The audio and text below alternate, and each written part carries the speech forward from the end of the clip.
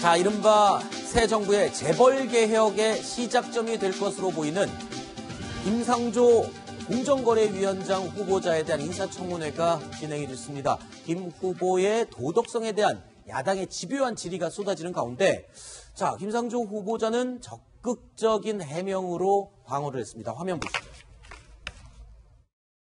우리 후보자 가족이 예일대 연수했을 때 당시에 장인 장모가 강남구 대치동 음마아파트 전입해 왔다가 또 후보자 가족이 다시 귀국한 뒤에 또 전출을 갔습니다. 그 기간 동안에 제 장인어른 장모님께서는 손주의 교육을 위해서 캐나다에 장기 체류하고 계셨습니다. 장인 장모께서 국내에 없었기 때문에 주소지를 옮긴 거였습니다. 알겠습니다. 장인 장모가 2004년도에 오시고 또 2005년도에 전출을 가셨는데 네네. 당시에 음마아파트는 재개발 광풍이 불었었던 그런 때입니다. 2004년도에 주민총회에서 재건축 찬성이 되고, 그런데 이제 2005년도에 재건축이 어렵다고. 왜 어렵냐면은 당시 용적률이 250% 요구하던 것이 210%로 축소가 되면서 당시에 음마 아파트에 이 위장 전입을 오시는 그런 분들이 상당히 많았습니다. 부동산 투기 목적으로요. 제 개인적인 어떤 특수한 사정이 있었습니다. 제가 영국에 안식년을 가져온 다음에 제 처가 대장암 2기 만이라는 진단을 받았고요. 5년 생존율이 반반이라는 의사의 진단을 받았습니다. 그때 그 수술을 하던 병원이 강남에 있는 모 대학병원이었습니다. 그리로 제 처의 치료를 위해서 이사를 간 것이 중요한 이유였습니다.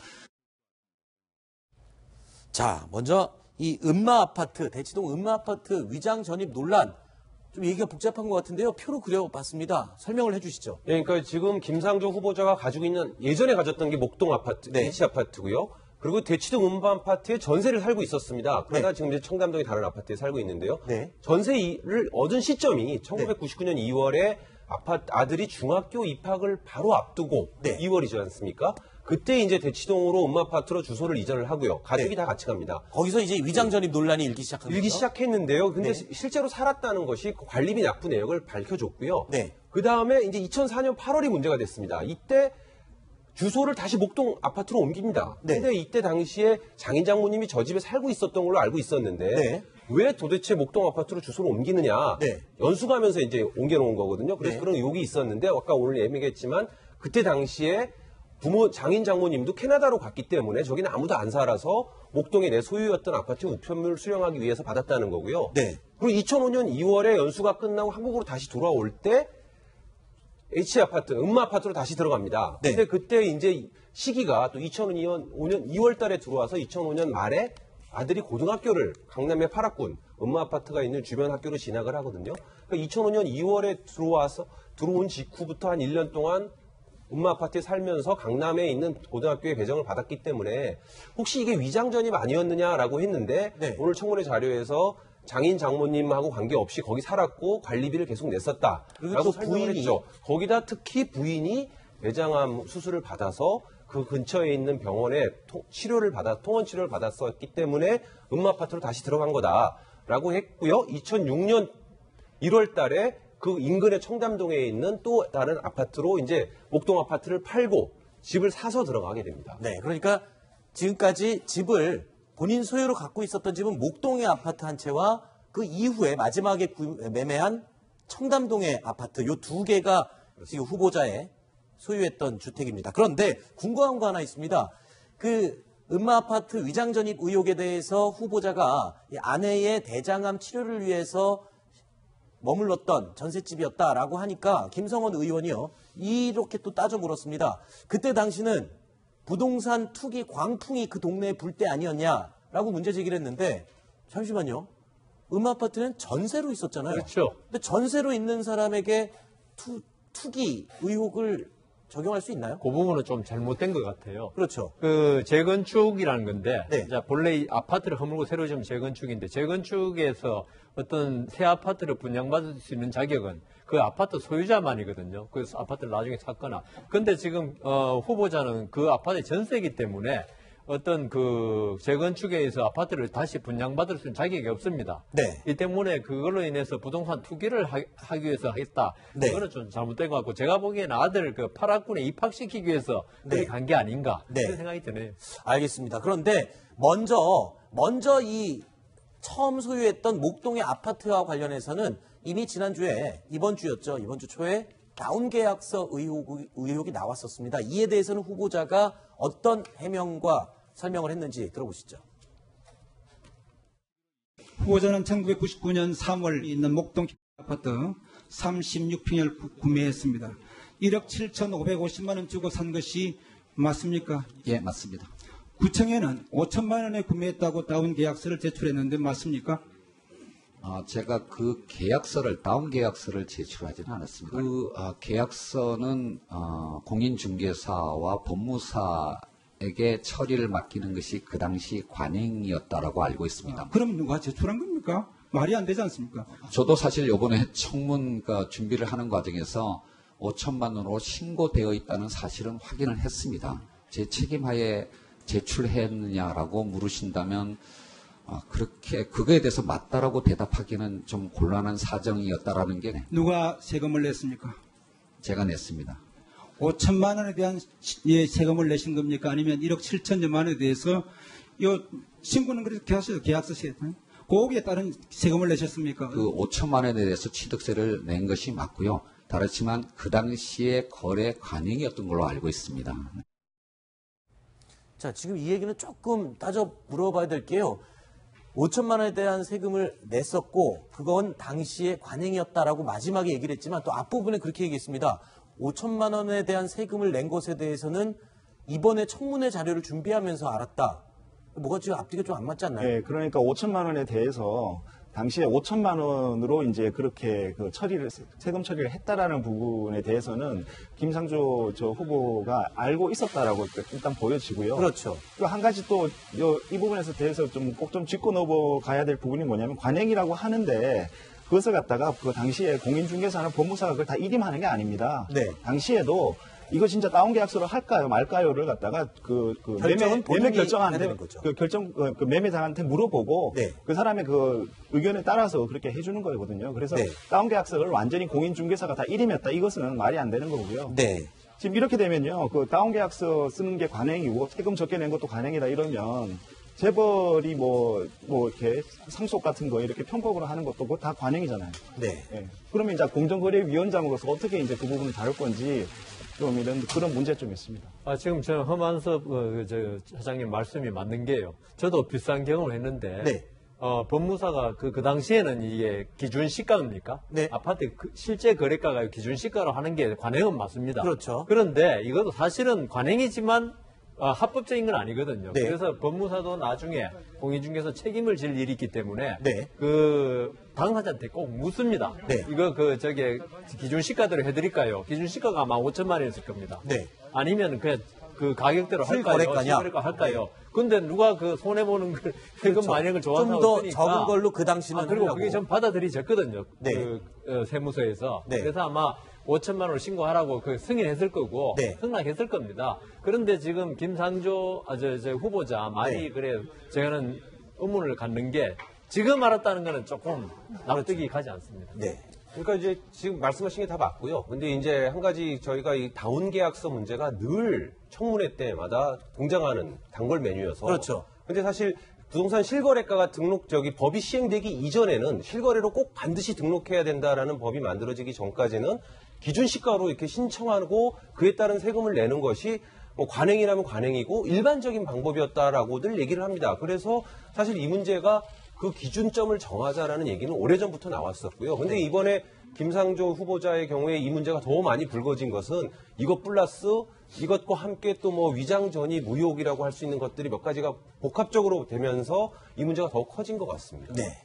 자, 또 다른 의혹이었죠. 지금 현재 거주하고 있는 청담동 주택에 대한 의혹도 제기됐습니다. 이에 대한 해명은 어떤 내용이었는지 들어보시죠. 그 현재 청담동 이 아파트를 어떻게 구입하게 됐는지. 제가 소유하고 있는 아파트는 2동짜리 작은 아파트고요. 41평으로 알고 있습니다. 1층에 그늘진 데에서 미분양된 상태에 있었습니다. 지나가다가 복도방에서 그 미분양된 사실을 알게 됐고요. 그 재건축 조합 사무실에 가서 직접 계약을 한 것입니다. 네. 그런데 지금 그 1차가 이제 2001년에 분양해서 2003년 11월에 준공이 됐고 2차는 이제 5년 11월에 준공이 됐습니다. 2001년 4월 10일자 이 경제신문에 보면은 27가구 분양에 2,000명이 신청해서 평균 74대 1의 경쟁률을 보였다. 또 30평형 7가구는 청약 경쟁률이 189대 1이었다. 또 2001년 5월자 일간지에도 1차 단지의 분양권에 3천만 원 정도의 웃돈이 붙었다. 지금 후보자께서 2006년 1월 달에 여기에 입주하셨죠? 네, 그렇습니다. 2006년 10월 달에 국토부 실거래가가 9억에 이렇게 거래됐습니다. 후보자께서는 6억에 샀다고 지금 신고를 했죠. 그러면 이렇게 좋은 환경의 아파트가 어떻게 미분양으로 남아 있었는지 이게 쉽게 상식적으로는 이해가 안 가거든요. 제가 특별하게 뭐 거기 재건축 조합에 아는 분이 있는 것도 아니고 다른 일도 아니고요. 글쎄요. 지금 경쟁률이 189대 1, 뭐 78대 1 하는 그런 아파트인데 거기에 미분양이 있어서 그거를 계약을 해서 시세보다 한 3억 원가량 싸게 샀다. 제가요. 네. 제가 재건축 조합 임시 조합장을 해봐가지고 이거. 아, 그러세요? 예, 예. 근데 지금 그 김상조 후보 말하고 지금 질문했던 홍일표 의원 말을 종합해 보니까 이런 추측이 드네요. 네. 그리고 또 김상조 후보가 부동산이 아닌 재건축 조합에 가서 지금 그렇죠. 이걸 직접 갖다가 계약을 했다고요? 했거든요. 그러면요, 제가 볼 때 재건축 지분을 미리 사거나 옛날 딱지라고 그랬습니다. 네네네. 그걸 미리 사거나 일단 그걸 이어받지 않으면 재건축 조합에 가지 않습니다. 네. 거의 부동산에서 그렇죠. 하지. 그래서 제가 볼 때 지금 그 김상조 후보가 재건축 조합에 갔다는 건 딱지를 샀을 가능성이 많다. 네. 그건 재건축 조합에 가서 이름도 바꾸고 다 바꿉니다. 딱지 사는 건 불법이 아닌가요? 딱지 사는 건 불법은 아닐 겁니다. 네. 그런데 지금 그 공정거래위원장 후보로서 네. 그 당시 딱지 거래가 사실은 투기의 온상이었습니다. 그렇죠. 그리고 지금 6억에 샀다고 그러지 않습니까? 네. 그러니까 딱지를 미리 6억에 샀을 가능성이 있다는 거죠. 네. 그 재건축 조합에 가서 네. 명의도 바꾸고 그러면서 이 일이 됐기 때문에 지금 그 후보자 입장에서 저 청문회에서 내가 그 네. 딱지를 사서 이런 부동산을 그 말을 할 수가 없겠죠. 말을 할 수가 없으니까 네. 아마 저렇게 말한 것이 아닌가. 아하. 제 추측입니다. 예. 오늘 우리 경제부 기자가 현장에 갔다 왔는데요. 네, 청담동 거기 주택이요. 가보니까 예. 실제로 바로 앞에 다른 건물이 있어서 1층 건물이고 네. 길에서 바로 집안이 들여다 보인답니다. 그래서 부동산 인근 가봤더니 실제로 1층이고 바로 앞에 그늘져서 인기가 없는 아파트인 건 맞고 당시에 한 6, 7억 정도 분양이 됐고 지금 아까 홍일표 의원이 2009년에 9억 정도 실거래가라고 했는데요. 네. 지금도 실거래가가 한 10억 안팎이랍니다. 그러니까 그렇군요. 상당히 오랜 시간이 지났는데 물론 작은 돈은 아니지만 그렇게 많이 좋은 아파트였던 것 같지는 않습니다. 알겠습니다. 또 다른 의혹이었죠. 이 김상조 후보자의 부인 취업 특혜 의혹도 있었습니다. 이 내용에 대한 해명 들어보시죠. 2013년 취업 관련해서 토익 점수 기준 미달자를 차용했다라고. 원래 901점 이상이 돼야 되는데 900점인데 합격을 시켰습니다. 이거 대학교에서 상급기관인 교육청에 보고를 하는데 900점 받은 점수를 901점으로 고쳐서 허위 보고를 합니다. 매년 허위 보고가 계속되고 있습니다. 2017년 그 채용 과정에서는 또 3명이나 지원을 했는데 무자격자인 우리 부인 조 여사님께서 합격을 했습니다. 분명히 기본 토익 점수 자격이 되지 않는 것을 알면서도 지원했다는 것. 제 처음 문제로 논란을 일으킨 게 대해서 송구스럽게 생각합니다. 근데 처음 2013년 취업을 할 때는 경쟁자가 없었던 걸로 알고 있습니다. 제처는 그 전해에 경기도 교육청의 시험에 합격해서 교육청이 배정한 초등학교에서 똑같은 업무를 수행했기 때문에 제 처로서는 자격을 갖춘 걸로 그렇게 생각을 했던 걸로 알고 있고요. 2017년에 취업을 할 때는 제 처는 이제 4년이 지났기 때문에 그만두는 걸로 당연히 생각하고 퇴직금도 수령을 했었는데 학교 측에서 다시 지원을 할 것을 요청을 해서 그렇게 지원을 하게 된 걸로 알고 있습니다.